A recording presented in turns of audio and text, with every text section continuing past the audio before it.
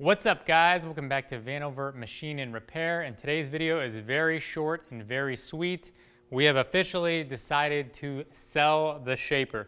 Now, I know there was some back and forth. I kind of couldn't make up my mind. The reason is because I love this machine. And honestly, some guys lay in bed fantasizing about women, but I've laid in bed fantasizing about how this would look when it was finished. And I've wanted to get this project done for a really long time. But the reality is I just need to make a hard decision. And I hope in doing that, someone else can love this machine in the way that I would. So with that being said, let me give you some more details on the machine, and then we'll give you all the details you need to know as far as what its costs and rigging and all that kind of stuff. All right, for those of you guys who don't know, this is a metal shaper. And this is a 36-inch stroke. It's a Cincinnati, and this is the biggest shaper they make, more or less. There are a couple very rare ones, but for the most part, if you look online, probably over a 3-year period, you're not going to see one with a bigger stroke. Why would you want something like this? To be honest, my shop actually needs one of these, but we just have too many projects going on, and we just can't prioritize this, unfortunately. But the benefit of something like this is it's really good at doing keyways. Now, yes, it's fun to run, and there's an emotional thing with shapers that a lot of people love, but in terms of doing work, having a machine that you can have that not a lot of other shops have can really set you apart.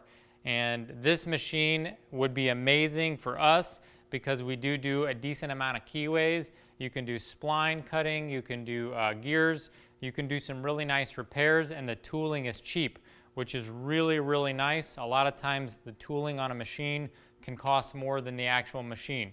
So basically, this machine is very accurate, it's very easy to run, the tooling is cheap, and if you have one, you're probably one of maybe 15 shops in your area that have one because it's a little bit more unique. So it is a really great machine, but obviously its value lies in it running, and this doesn't. So unfortunately, we're going to part ways with this, and at some point we're going to get one that works, and I just don't have to restore it. So aside from that, the specs on this machine, it has a 36-inch stroke. It has the very desirable universal table, which means the table can basically adjust this way and side to side. It looks like we have about 15 degrees. The benefit in that is you can indicate your parts in. So if you have a part in here that's not perfectly straight, you can just dial the angle in, and that's really, really nice. It comes with a vise. In terms of the stroke up and down and side to side, I don't really know. I do know this unit has the automatic down feed, which is also an option. It makes this a little bit more desirable, and this is also a mechanical shaper as opposed to the hydraulic. Now, the hydraulics are technically smoother and better, but when it comes to the emotional connection with a unit like this, the mechanical ones are way cooler. Now, in terms of the condition of this machine, when I bought it from a 93-year-old man named Peter. He has a massive shop over in Staunton, Wisconsin, and he had 6 shapers in his shop. And I was told that this machine was restored.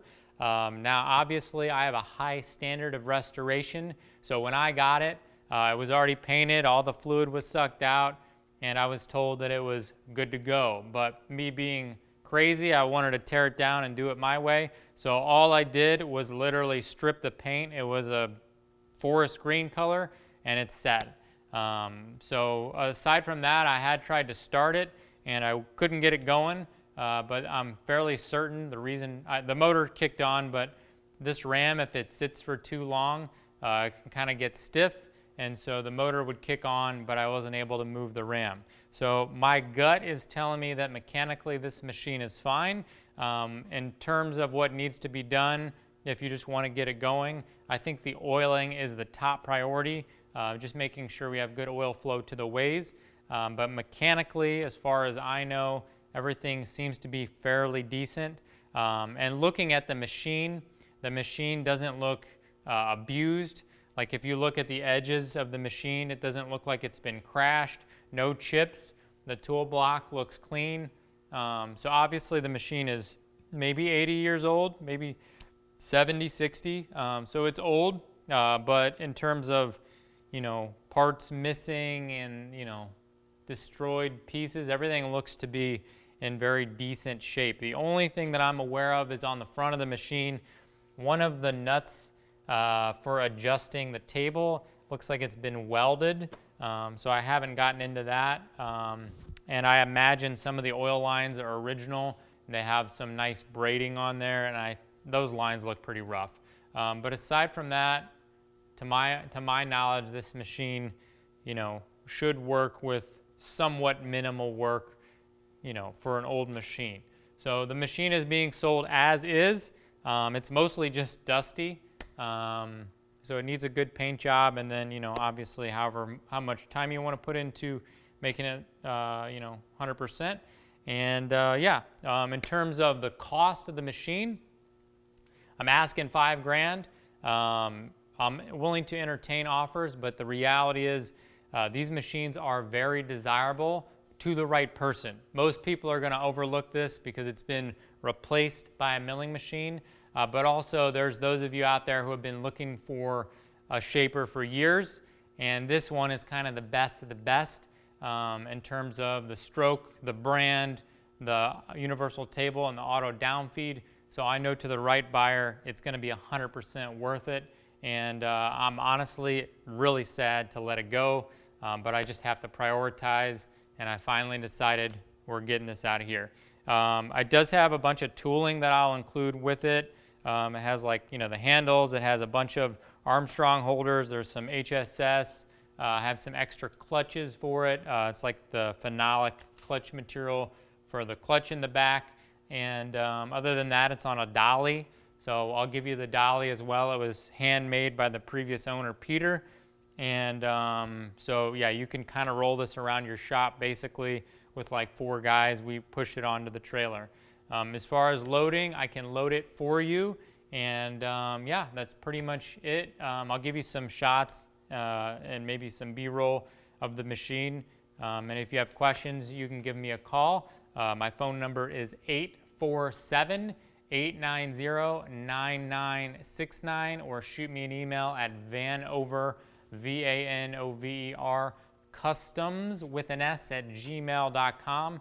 And if I'm being honest, I don't think this is going to stay on the market for very long. I think, when someone finds it, I think they're going to jump on it. So take that for what you will. Sad to see this thing go, but ultimately, it was either this or the line, and obviously I'm not abandoning that. So we're just trying to slim down projects. So hopefully someone else can give this love, and yeah, that's pretty much it. If you guys have any questions, feel free to email me or give me a call or shoot me a text, and we can go from there. All right, we'll see you guys in the next video.